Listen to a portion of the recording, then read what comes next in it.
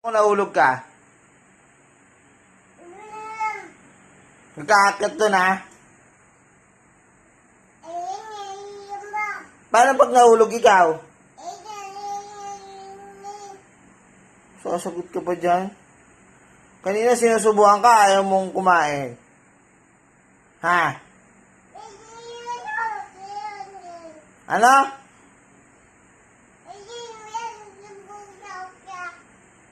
Galit ka?